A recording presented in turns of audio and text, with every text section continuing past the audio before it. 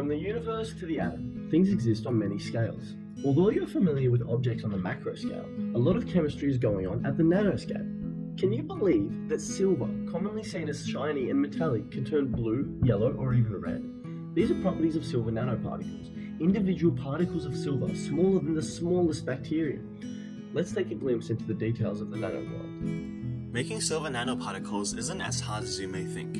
We're going to need 4 main reagents: a reducing agent to convert oxidized silver ions to silver, a stabilizing agent to restrict the size of the silver nanoparticles produced, a buffer solution to maintain a constant pH, and a source of silver ions. We used sodium borohydride as a reducing agent. The stabilizing agent was potassium bromide, and sodium citrate provided the optimal pH. Our source of silver ions was silver nitrate.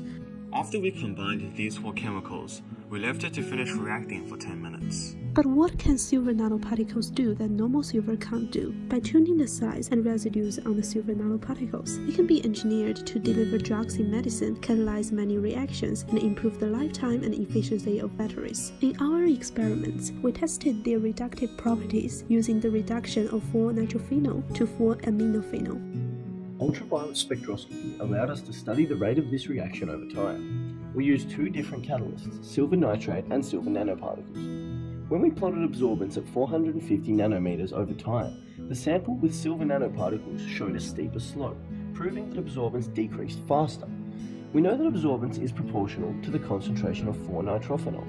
Therefore, silver nanoparticles cause these particles to react at a faster rate, demonstrating the catalytic power of silver nanoparticles. Nanoparticle size can be changed by adding different amounts of potassium bromide as they form. The bromide ions will react with the silver ions on the surface of the nanoparticles and form solid silver bromide.